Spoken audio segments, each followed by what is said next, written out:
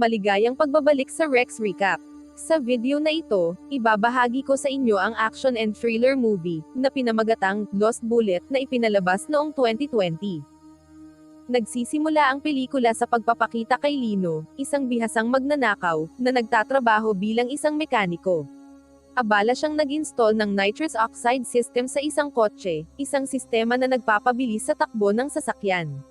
Matapos ang mga modifikasyon, sinundo ni Lino ang kanyang nakababatang kapatid na si Quentin. Plano nilang pasukin ang isang tindahan ng ginto sa pamamagitan ng pagbangga ng kotse rito. Bago nila isagawa ang pagnanakaw, iniabot ni Lino ang isang helmet kay Quentin. Nag-aatubili si Quentin at gustong umatras pero iginiit ni Lino na manatili siya sa loob ng sasakyan. Handa na silang dalawa. Ina-activate ni Lino ang nitrous oxide system at ibinangga ang kotse patungo sa tindahan at lumusot sa likuran. Sa kasamaang palad, nagkaaberya. Dumating ang mga pulis at nabigo ang kanilang plano. Nahirapan si Lino na alisin ang kanyang seatbelt at pinakiusapan si Quentin na tumakas. Nakatakas si Quentin pero si Lino ay hindi pinalad, naaresto siya at nakulong. Ilang linggo ang lumipas, dinalaw si Lino nina Detective Cheris at isang hepe ng pulisya na si Moss. Si Cheris ang namumuno sa anti-drug team ng pulisya. Ikinuwento niya kung gaano kahirap hulihin ang mga tulak ng droga, kaya humingi siya ng tulong kay Lino. Gusto nilang patakbuhin ni Lino ang mga kotse ng pulisya ng mas mabilis upang makahabol sa mga kriminal. Sa una, walang interes si Lino, pero iniwan ni Cheris ang isang file na may impormasyon tungkol sa kanyang team. Baka sakaling magbago ang isip ni Lino. Makaraan ng ilang buwan, sina Cheris at ang kanyang team, kasama si Julia, ay humahabol sa isang tulak ng droga gamit ang isang kotse ng pulis na inayos ni Lino. Mabilis din ang mga kotse ng mga tulak ng droga dahil gumagamit sila ng nitrous oxide system para makatakas. Pero biglang dumating si Arsky, isa sa mga tauhan ni Cheris na nanggaling sa kabilang direksyon. Binanggi niya ang kotse ng tulak ng droga. Malubha ang banggaan. Nakita ni Arsky na hindi na nakaligtas ang tulak, at si Marco, isa pang miyembro ng team ni Cheris, ay nakakita ng isang malaking bag ng droga na balak sana nilang ibenta. Agad kumilos si Cheris at pinatay ang nitrous oxide system ng kotse ng tulak. Kamakailan lang, bumalik sina Cheris at ang kanyang team sa kanilang punong tanggapan. Doon, abala sina Lino at Jeff sa pagkukumpuni ng isang kotse.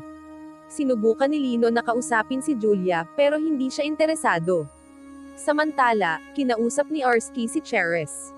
Gusto niyang patuloy na pagbutihin ng team ang kanilang performance sa pagtugis ng mga kriminal. Ipinagmamalaki ni Arsky ang tagumpay ng grupo sa ngayon dahil sa kanilang mga nagawa. Lumapit si Lino kay Julia para makipag-usap pero muli siyang tinanggihan. Halatang nainis si Lino at umalis itong halatang masama ang loob. Tumungo siya sa locker room. Doon, napag-alaman na may nakakabit pa ring tracking device sa binti ni Lino, paalala na isa pa rin siyang uri ng bilanggo. Nakiusap siya kay Cheris kung maaari siyang manatili sa workshop ng gabing iyon para ayusin ang kotse. Kinabukasan, sinundo ni Cheris si Lino mula sa workshop at dinala siya sa isang bagong garahe. Sa loob, maraming bagong sasakyan ang nakahanay ng maayos.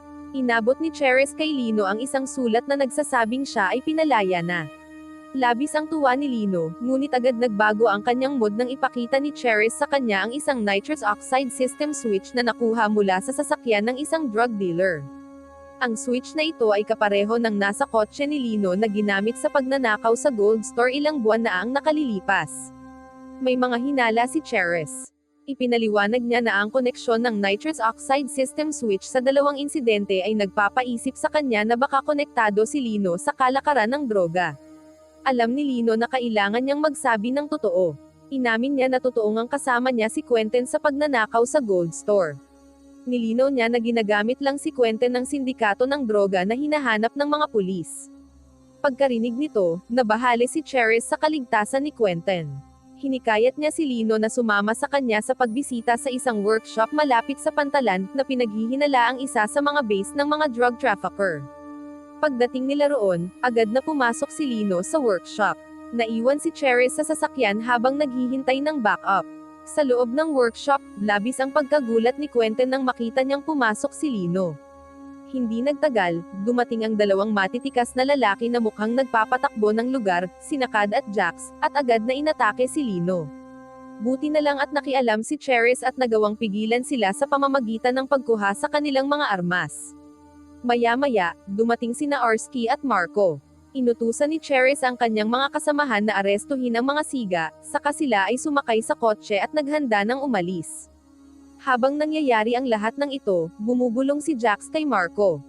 Naging balisa si Arsky, tila may lihim na nabunyag. Bigla na lang binaril ni Arsky si Cheris habang nasa loob ito ng kotse. Sinabi ni Quentin kay Lino na tumakas. Nagpaputok si Lino kay Arsky at sa iba pa bago siya tuluyang tumakas mula sa lugar. Tinangka ni Marco na habulin siya ngunit ang nakita lamang niya ay isang tracking device na pagmamay-ari ni Lino na nasa lupa. Samantala, galit na galit si Arsky sa kaguluhan kaya't inutusan niya sina Cad at Jax na sunugin ang kotse ni Cheris para walang matirang ebidensya. Sa kabilang banda, tumakbo si Lino papunta sa isang gasolinahan sa pag-asang makahiram ng telepono para matawagan si Julia. Sa kasamaang palad, nabigo siya nang hulihin siya ng 3 pulis na nasa istasyon. Kasabay nito, isinagawa ni Quentin at ng mga siga ang utos ni Arsky, sinunog nila si Cheris at ang kotse nito.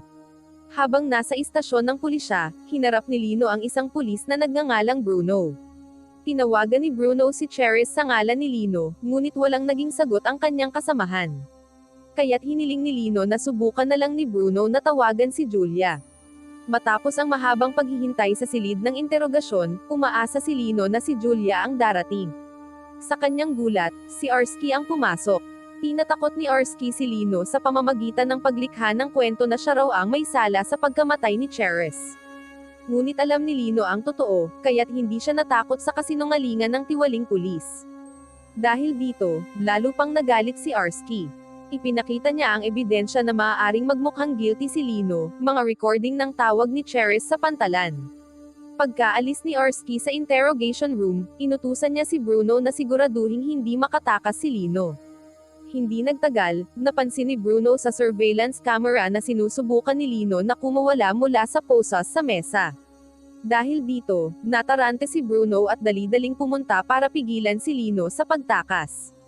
Matapos ang matagumpay na sagupaan kay Bruno, nakalabas si Lino mula sa interrogation room. Kinailangan niyang harapin ng ibang mga pulis sa istasyon habang papalabas pero sa huli ay nakatakas din siya. Samantala, sa workshop sa pantalan, dumating si Moss at natagpuan ang bangkay ni Cheris at ang kanyang nasunog na sasakyan. Nandoon din si Arsky at itinuro si Lino bilang may sala sa pagpatay kay Cheris. Inalok niya na siya na lang ang hahawak sa kaso, ngunit tinanggihan ito ni Moss. Lumapit si Arsky para damayan ang umiiyak na si Julia. Pagkatapos nito, kinausap niya si Marco na halatang galit dahil isinangkot siya ni Arsky sa kaso ng pagpatay kay Cheris. Sinubukan ni Arsky na palakasin si Marco na hindi siya mapapahamak sa plano nito. Samantala, si Julia, na patuloy pa ring malungkot, ay bumalik sa headquarters dala ang bangkay ni Cheris. Habang inaayos ni Jeff ang sasakyan para sa inspeksyon, nakarinig siya ng tunog mula sa likod ng silid. Dahil sa pag-uusisa, pinuntahan niya ito. Laking gulat niya nang makita si Lino sa workshop, agad siyang ikinulong ni Lino sa loob ng silid para masuri ang sasakyan ni Cheris. Maya-maya, bumaba si Julia para kausapin si Jeff, ngunit nagulat siya nang biglang lumitaw si Lino at nilapitan siya. Ipinaliwanag ni Lino ang totoong nangyari sa pagkamatay ni Cheris. Ngunit si Julia, na hindi tiyak kung dapat ba siyang magtiwala kay Lino, ay sinubukang pabagsakin siya. Gayunpaman, naipanalo ni Lino ang laban at naposasan si Julia. Maya-maya, sinuri ni Lino ang nasunog na sasakyan at ibinunyag na hindi pala iyon ang sasakyan ni Cheris. Umalis siya, iniwang nakaposas pa rin si Julia at nahihirapang makawala. Pagkatapos ng insidente, dumating sina Moss at ang iba pang mga pulis sa workshop upang tanungin si Julia.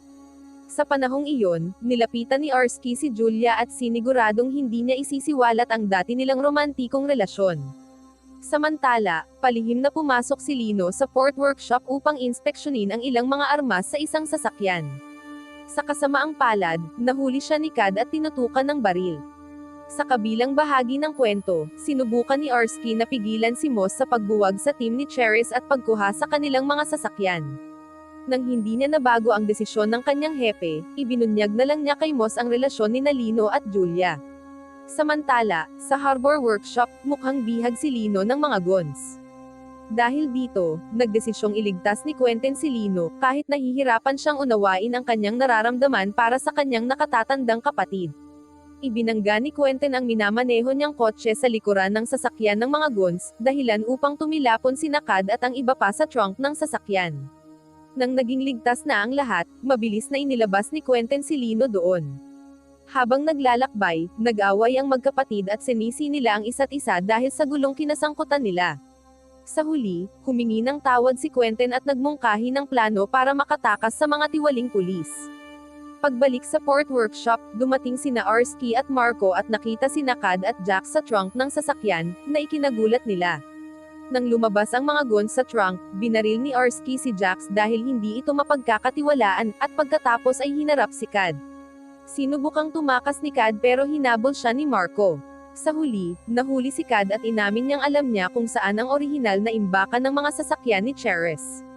Samantala, sa workshop ng team ni Cheris, katatapos lang suriin ni Jeff ang nasirang kotse na dinala ni Julia. Sinabi niya kay Julia na hindi talaga iyon ang sasakyan ni Cheris, kaya agad niya itong ipinaalam kay Moss. Kahit na may ebidensya at impormasyon na siyang ibinigay, hindi pa rin interesado si Moss sa ulat ni Julia. Ang mas lalo pang ikinagulat ng lahat, binanggit ni Moss ang relasyon nina Julia at Lino sa gitna ng usapan, na ikinabigla ni Julia. Samantala, sa harbor workshop, naghahanda sina Arsky at Marco sa pagdating ni Moss matapos nilang alisin ang mga bangkay ni Nakad at Jax upang mawala ang ebidensya ng pagpatay kay Cheris. Sa kabilang banda, nakatanggap ng tawag si Julia mula kay Lino na nagpupumilit na magkita sila sa lugar kung saan sila unang nagkakilala. Hindi nagtagal at nakarating agad si Julia roon. Nasa isang tradisyonal na palengke siya noon at hindi niya namalayang sinusundan pala siya ng dalawang pulis. Alam ito ni Quentin kaya agad siyang lumapit kay Julia upang tulungan siyang makatakas mula sa pagbabantay ng mga pulis. Pagdating nila sa lugar kung saan naghihintay si Lino, ipinaliwanag ni Quentin ang mga detalye ng pagkamatay ni Cheris at kinumpirmang siya ay isang mahalagang saksi sa kaso. Si Lino, na hindi naman ang pangunahing sospek sa pagpatay kay Cheris, ay nagbigay kay Julia ng dalawang pagpipilian, arestuhin siya o hayaang maghanap siya ng ebidensya. Sa port workshop, nang dumating si Moss upang suriin ang mga bangkay ni Nakad at Jax na wala ng buhay sa sahig, sinabi ni Arsky sa kanya na ang dalawang goons na ito ay mga kasamahan ni Lino. Samantala, napansin ni Julia, Lino, at Quentin na sinusundan sila ng dalawang pulis. Kaya ibinigay ni Julia ang kanyang sasakyan kay Lino upang makaalis agad sila ni Quentin sa lugar. Habang nananatili pa si Arsky kasama si Moss, ibinalita niya rito na naaresto na ng kanyang team si Julia dahil sa pagtulong sa pagtakas ni Lino. Agad silang bumalik sa presinto habang naiwan si Marco sa port workshop na armado ng baril. Kasabay nito, nakarating sina Lino at Quentin sa lugar kung saan dapat nakaimbak ang sasakyan ni Cheris. Ngunit pagbungad nila sa garahe, wala na roon ang kotse. Nainis si Lino nang mapagtanto niyang ang totoong pakay ni Quentin ay makuha ang bag ng pera mula sa pagbebenta ng ilegal na droga. At habang paalis na si Quentin mula sa garahe, biglang nagpaputok ng baril si Marco sa kanya. Pagkatapos, inutusan ni Marco si Lino na sabihin kung nasaan ang kotse. Dahil sa matinding desperasyon, napilitan si Lino na harapin si Marco, na armado ng baril. Sa kabila ng kanyang kahinaan, nagawa ni Lino na mapabagsak si Marco. Sa gitna ng tensyon, umalangaw-ngaw ang mga putok ng baril. Lumabas si Lino upang hanapin si Quentin, na nabaril ni Marco kanina. Sa pagsunod niya sa bakas ng dugo, natagpuan niya ang bangkay ng kanyang kapatid malapit sa isang traktora. Samantala, si Julia ay iniimbestigahan ni Moss sa presinto ng pulisya. Bumalik kay Lino, matapos niyang makita ang katawan ni Quentin, nadiskubre niya ang kotse ni Cheris na nakatago sa ilalim ng dayami sa tabi ng traktora.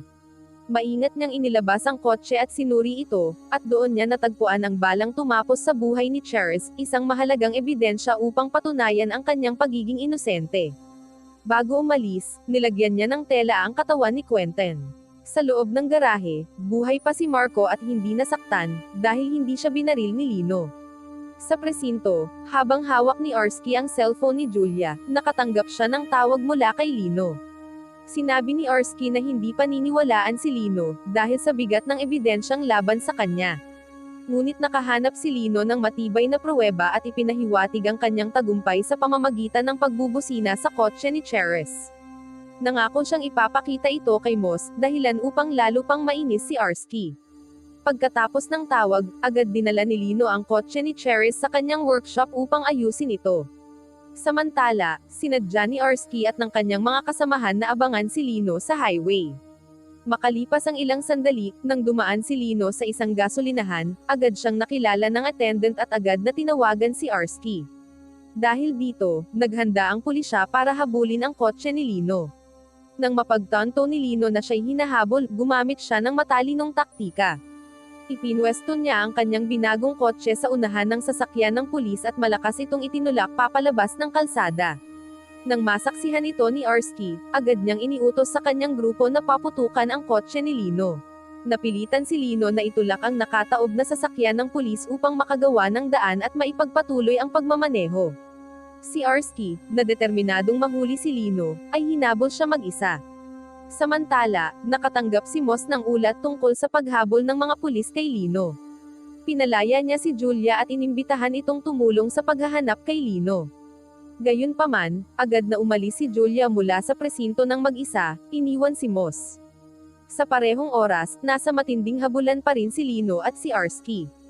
Habang pumapasok sila sa lungsod, dumami ang mga sasakyan ng pulis na sumama sa habulan, kaya't sinadyang banggay ni Arsky ang isa sa mga ito dahil sa inis na nahaharangan siya. Habang papalapit ang sasakyan ni Arsky kay Lino, biglang may hindi inaasahang nangyari.